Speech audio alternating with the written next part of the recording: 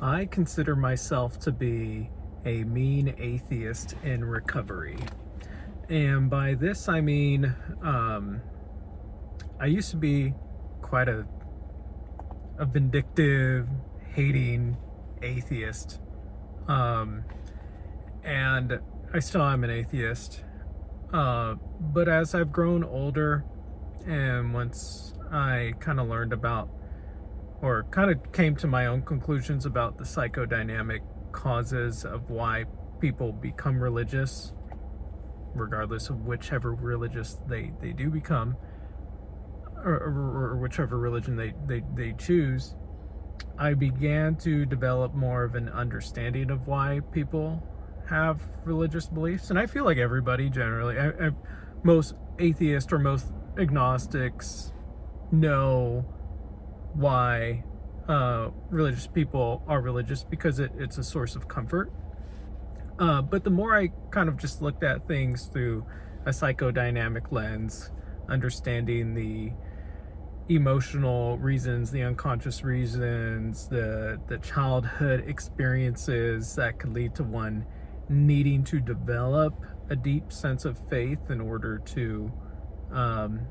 for soothing, in order for comfort, in order for hope. The more that I learned about that, and the more that I've been tuning into that now as an adult, I've realized it's kind of, I don't know, it's kind of mean to judge someone just because they're religious, and it may not necessarily always be intellectual. It may not necessarily be emotionally intelligent either, to judge someone for picking a religion, or as a matter of fact, maybe judging someone for anything, given there's not a lot of whole free will out here. And it's something that I am, as an adult, developing more kindness, more compassion to people who practice religions, people who depend on religion or spiritual belief in order to provide them emotional and mental well-being or spiritual well-being.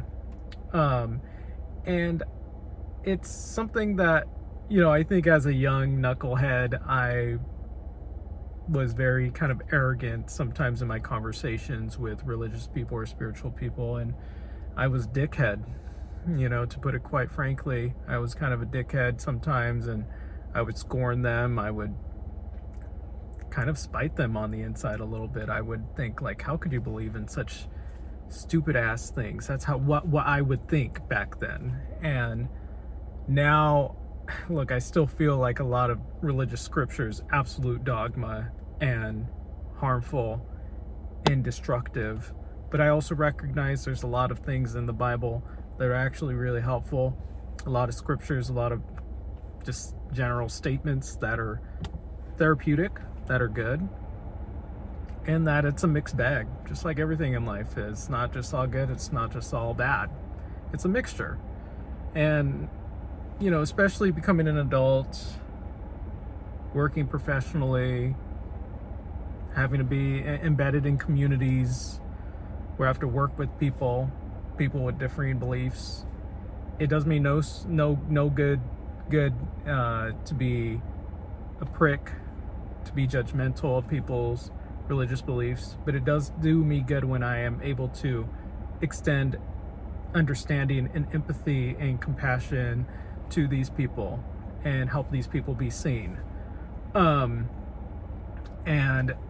the more I get older, as I reach 30 this year, the more I'm trying to wean away from being an asshole, being a dickhead, and feeling like I'm all high and mighty because I'm an atheist. I'm primarily an agnostic, but an atheist. I believe that, this is how I see it, but I believe I believe agnosticism, but I think atheist. And I know that sounds like two kind of conflicting beliefs, but I think that's a normal thing. I feel like I know I don't know. Like, I don't know. And nobody can really prove it 100%. but I do think that there's nothing after this life, and that's my atheist. So going back to not being an asshole. I just don't see the benefit in being an asshole. Although sometimes, even to this day, it still comes out on the inside, and I still think, like, how the fuck do you believe all that? And I'm trying to do better.